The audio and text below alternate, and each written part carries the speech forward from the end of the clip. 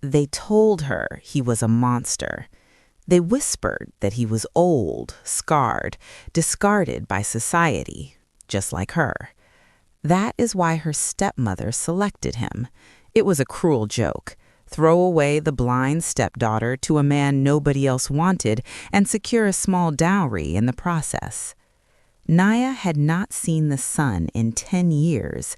Since the accident that took her sight and her father, her world had shrunk to the sounds of her stepmother's insults and the smell of the dusty attic room she was forced to inhabit. She had learned to make herself small, to be grateful for scraps. When the marriage was announced, Naya didn't cry. What was the point? In her darkness, one prison felt much like another. Her stepsisters, loud and vicious, laughed as they packed her meager belongings in a trash bag. "Be grateful someone is taking you off our hands," her stepmother hissed, the scent of cheap perfume and gin clinging to her words. "Don't expect Prince Charming. He's probably looking for a nursemaid, not a wife." Naya imagined a hunched, angry old man. She prepared herself for a life of servitude in a different house. The wedding day was a blur of sensory confusion. No beautiful dress, just an itchy second-hand gown.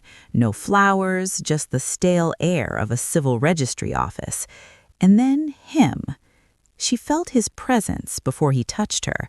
He smelled clean, not like expensive cologne, just soap and cold air, like the ocean in winter. When the officiant told them to join hands, she hesitated, terrified of what she would feel.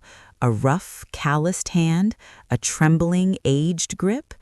Instead, the hand that took hers was firm. The skin was smooth, the fingers long and confident. It was a young man's hand. "Are you okay?" he whispered. His voice, it wasn't the gravelly bark she expected. It was deep, resonant, like a cello played in a quiet room. It sent a strange shiver down her spine, a warmth she hadn't felt in years.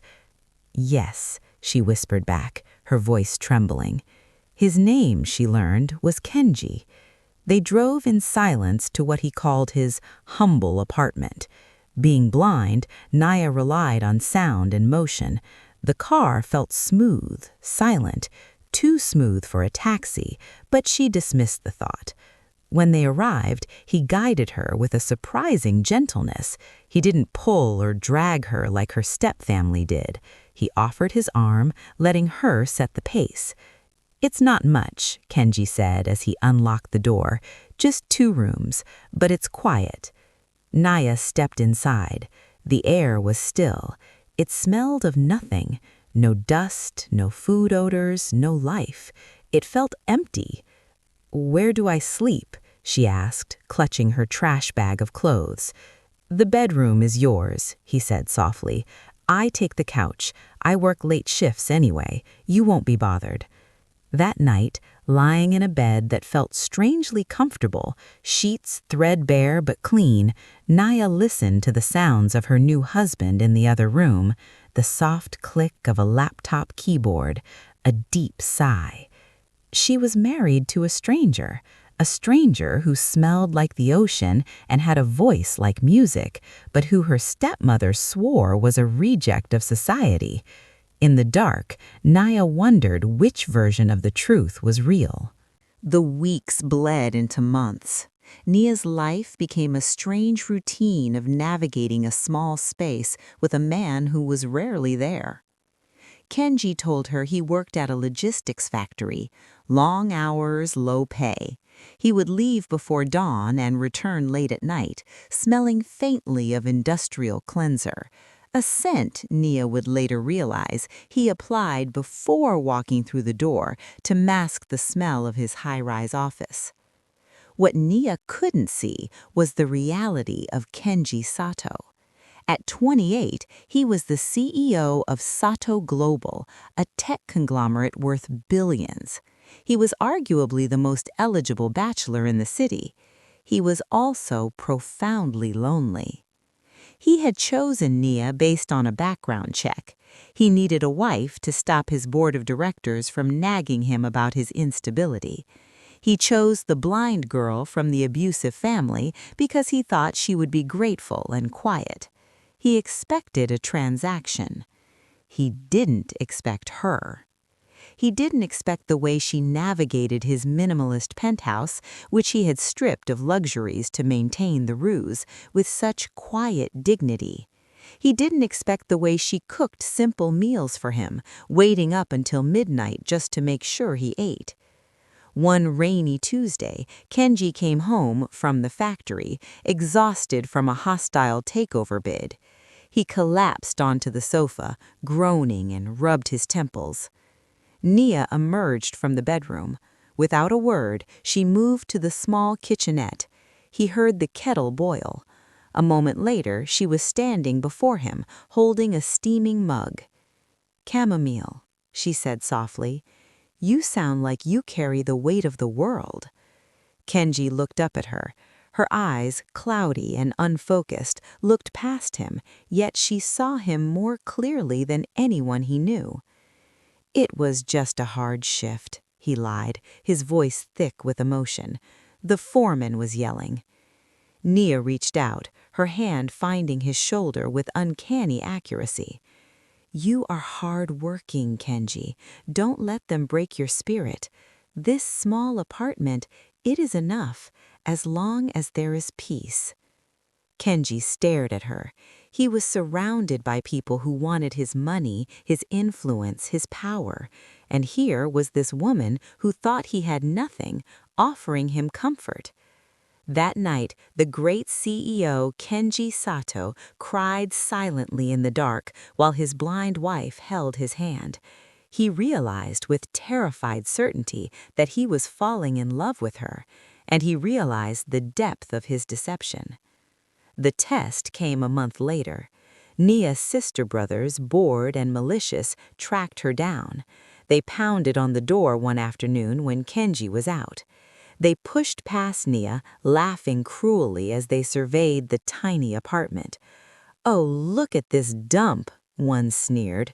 "Mom was right. You married a loser. Look at these cheap plates, this threadbare rug." Nia stood tall in the center of the room. "Get out." "We just came to see how low you've fallen," the other sister laughed. "Does he beat you? Is he ugly? I bet he's hideous." "He is kind," Nia said, her voice shaking with fury. "He works harder than anyone I know, and he has more honor in his little finger than your entire family combined. Now get out of my home." Kenji was standing in the hallway outside the door.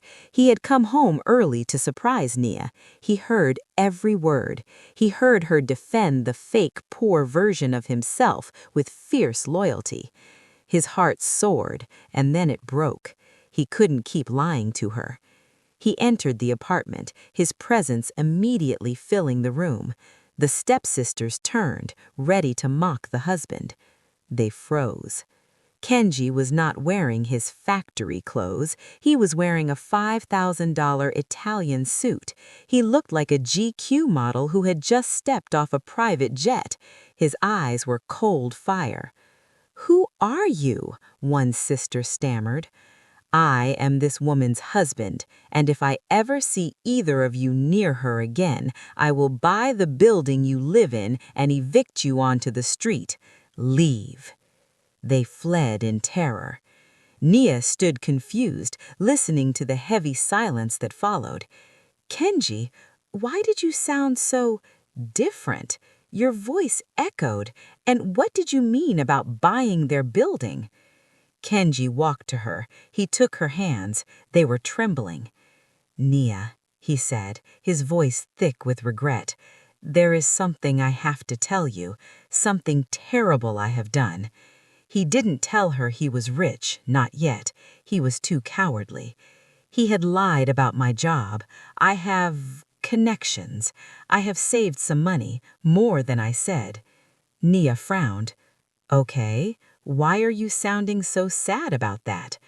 "Because I want to use it." Nia, I have found a doctor, a specialist in Switzerland. He has seen your files. He thinks he can restore your sight. Nia froze. The darkness was her world. Hope was a dangerous thing. It's expensive, she whispered. We can't afford that.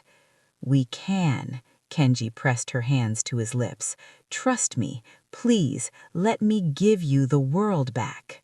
The factory, she said, the long shifts, the mean foreman, it was all a lie. Yes, he confessed quietly. You're not poor. No, I am the CEO of Sato Global. Nia felt the room spin. Why? Why did you marry me? Why did you pretend? Kenji walked over and dropped to his knees in front of her, taking her hands.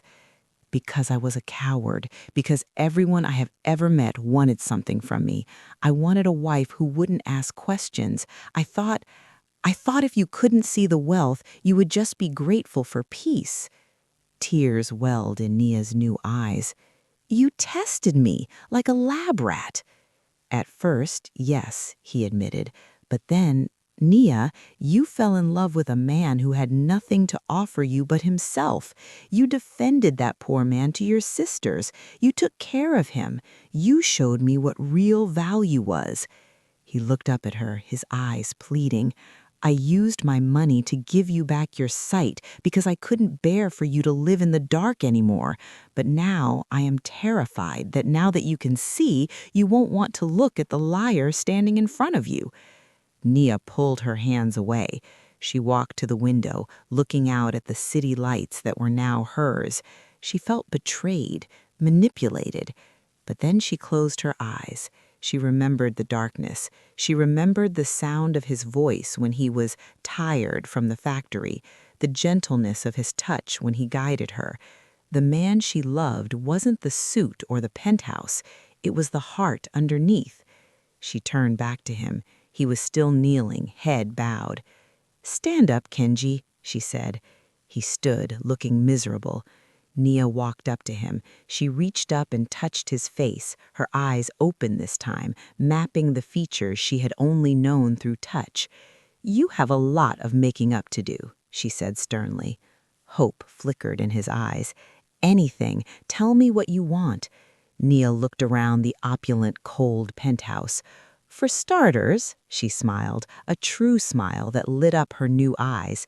This place needs some plants, and maybe a rug that isn't afraid of a little dirt. It's too quiet in here. Kenji let out a breath he felt like he'd been holding for 6 months. He pulled her into his arms, burying his face in her neck. Done, he whispered. Whatever you want, Nia, it's yours. I'm yours. Narrator. The stepmother and stepsisters saw the news a week later. The reclusive billionaire Kenji Sato had finally stepped out in public with his wife at a charity gala. They stared at the television screen in their squalid living room. There was Nia, the blind reject. She was wearing diamonds that cost more than their house. Her eyes were open, clear, and shining with happiness. And looking at her with absolute adoration was the monster they had sold her to, one of the richest, most handsome men in the world. Nia never spoke to them again. She didn't need revenge. Her joy, her sight, and the true love of a man who finally saw her value was the greatest victory of all. She had lived in darkness, but she was the only one who had truly seen the light.